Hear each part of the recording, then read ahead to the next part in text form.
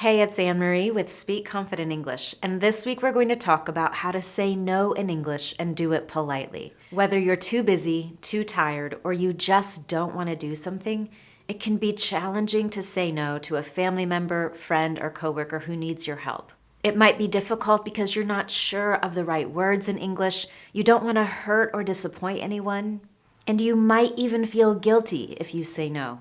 So today we're going to learn how you can say no politely so that you don't have to worry about the guilt, you don't hurt anyone's feelings, and you can still have a positive relationship. Plus, I'm going to share with you how to say no in the most difficult situation, when you've already said yes to someone, but now you need to say no.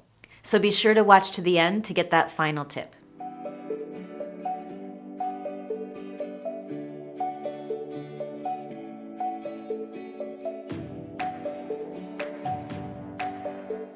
To get started on this topic of saying no, I have a question for you.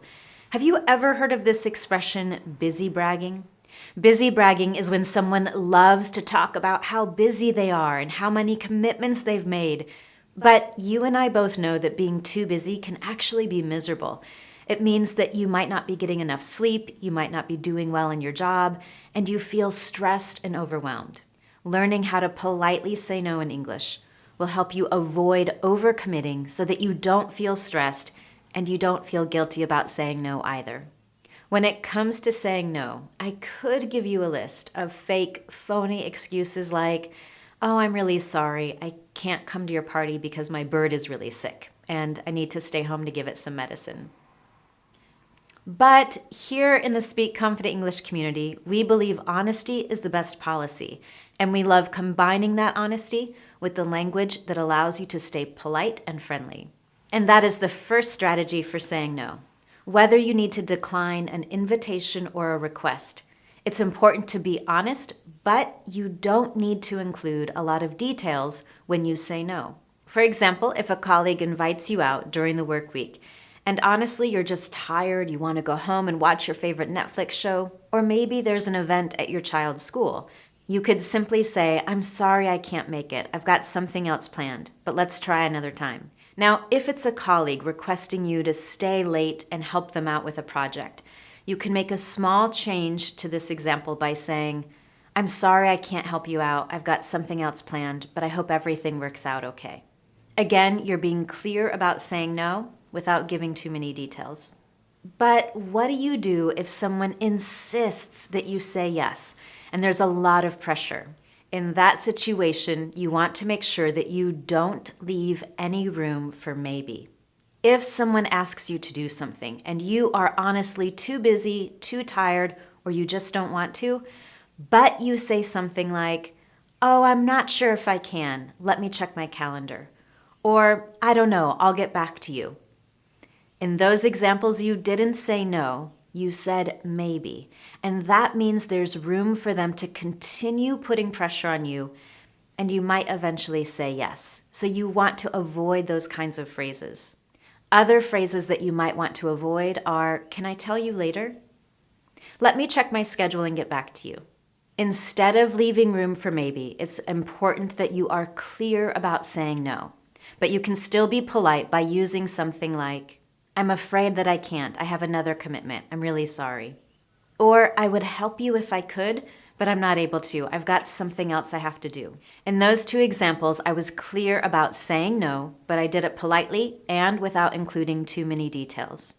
But then there's those situations when you know that saying no is really going to disappoint someone. And we never like that. We feel guilty, we feel regret, we feel terrible when we know that we're disappointing someone else. But sometimes, even then, we still need to say no, because you might truly be committed to something else. You might need to take care of your kids or simply avoid feeling stressed and overwhelmed. So in those situations, a great way to say no is to be clear about saying no, but also include how you feel. Let me give you an example. I'm really sorry, but I have to say no. I'm overcommitted right now, and I know that if I say yes to you, I won't be able to do my best work. In that example, not only did I say no, but I talked about feeling overcommitted and the fact that If I said yes, I wouldn't be able to do my best work. I wouldn't be able to give my full attention or all the energy I need. And when you share those kinds of details, it's really difficult for someone else to continue putting pressure on you to say yes. Similar to saying that you're overcommitted, you could also use language like you're overwhelmed or you're stretched thin. And now let's talk about the hardest situation when you might need to say no. And that's when you've already said yes to someone. In English, we have a great phrasal verb to talk about this situation: to back out of something. To back out of something means that you will not do something that you already said you would do. So you might need to back out of a commitment, you might need to back out of an invitation, you might need to back out of lunch with friends. And doing that definitely comes with a lot of feelings of guilt, regret, or even being embarrassed that you have to say no. But these situations happen in real life, and I want you to be prepared to deal with it in English.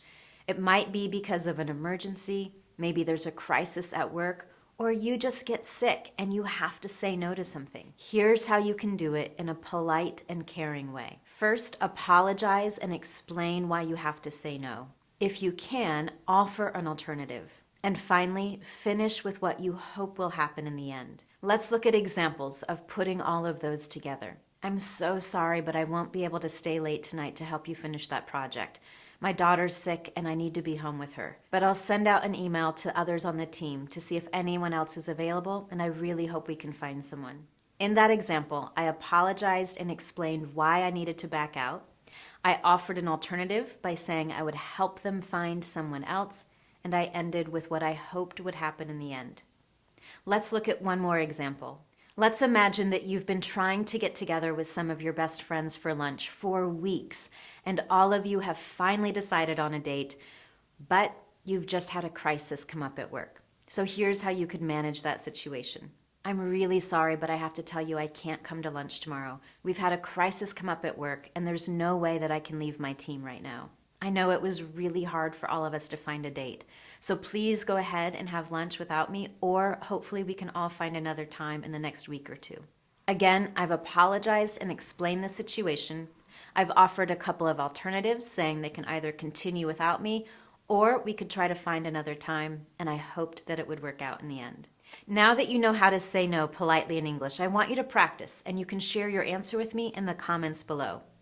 Think about a time when you said yes to something, but you immediately regretted it. Either you had too much going on, you were exhausted and stressed, and you really wish you had said no.